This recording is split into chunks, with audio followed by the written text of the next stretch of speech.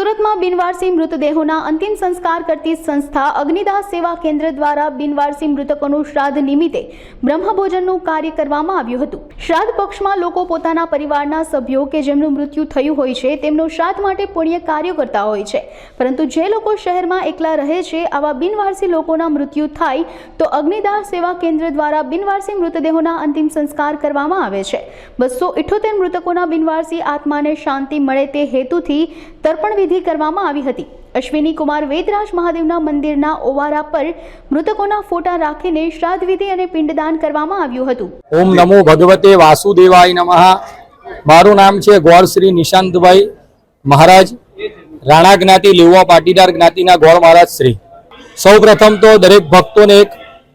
વાત જણાવવાનું કહું છું કે ભાઈ શ્રાદ્ધ એટલે શ્રદ્ધા, કે ભાઈ શ્રદ્ધા હશે તો જ આ ધર્મ થશે અને શ્રાદ્ધ થશે, અને શ્રાદ્ધ કરવાથી દરેક પિતૃઓને મોક્ષની પ્રાપ્તિ મળે। અને આ જે બિનવારસી જે અગ્નિદાહ સેવા કેન્દ્ર દ્વારા ઘણા વર્ષોથી જે બિનવાર્ષિક મૃતકોની જેના કોઈ વાલી વારસ હોતા નથી, અને આ સંસ્થાના જે એમ કહેવાય પ્રમુખ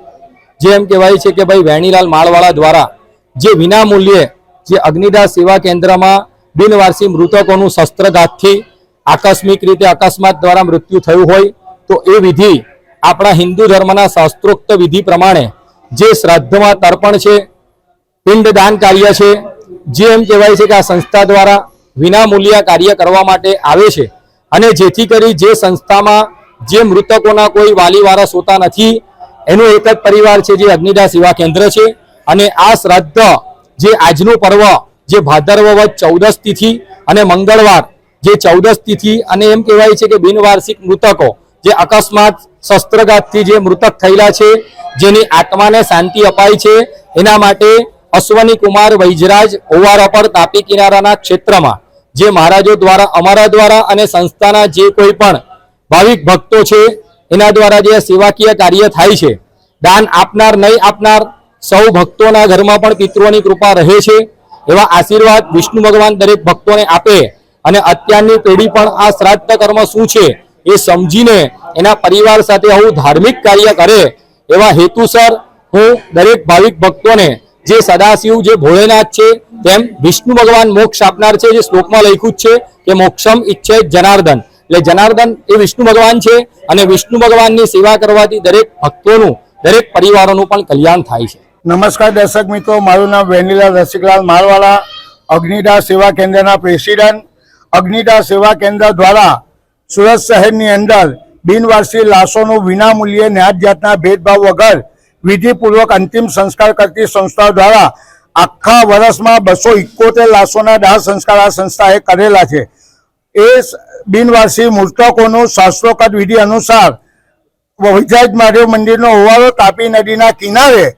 શ્રાદ્ધ વિધિ કરવામાં આવી છે, અને આ શ્રાદ્ધ વિધિ બ્રાહ્મણો દ્વારા કુલદીપ મહારાજ અને નિશાનભાઈ મહારાજ દ્વારા કરવામાં આવે છે। અગ્નિદાહ સેવા કેન્દ્ર દ્વારા વર્ષમાં બિનવારસી લાશોનું વિનામૂલ્યે નાતજાતના ભેદભાવ વગર અંતિમ સંસ્કાર કરતી સંસ્થા દ્વારા એ લોકોની ઓળખ થાય તે માટેનું પ્રદર્શન યોજવામાં આવે છે। 5મા મહિનામાં આર્ય સમાજ મંદિરમાં શાસ્ત્રોક્ત વિધિ અનુસાર એ લોકોનું યજ્ઞ કરવામાં આવે છે। ત્યારબાદ દર મહિને એ લોકોની અસ્થિઓનું વિસર્જન નાસિકમાં કરવામાં આવે છે, અને વર્ષ દરમિયાન જુદી જુદી જગ્યાએ જેવું છે કે હરિદ્વાર,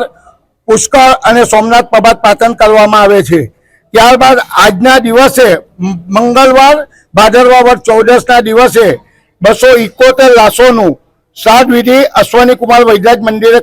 મંદિરના ઓવારા પર કરવામાં આવી છે। જે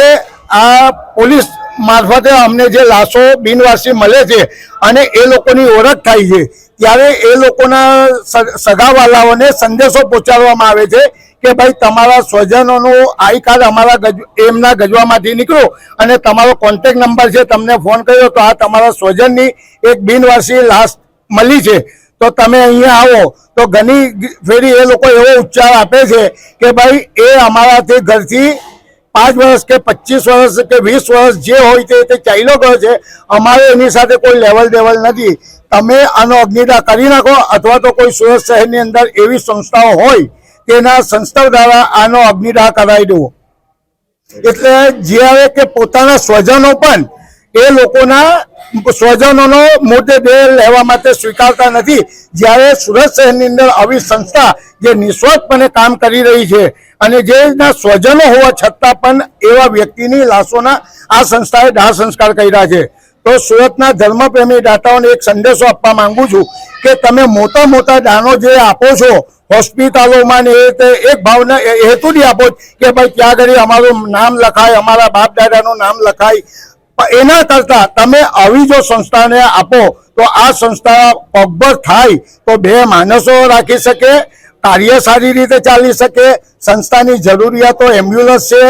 કફનો છે, રામનામની સાલ છે એ ખરીદી શકે. એટલે આ માટે મારે ધર્મપ્રેમી દાતાઓને એક સંદેશો આપવા માંગુ છું કે તમે આવી સંસ્થાઓને પ્રોત્સાહિત કરો, એ લોકોને દાન આપીને સંસ્થાને પગભર કરવા વિનંતી છે.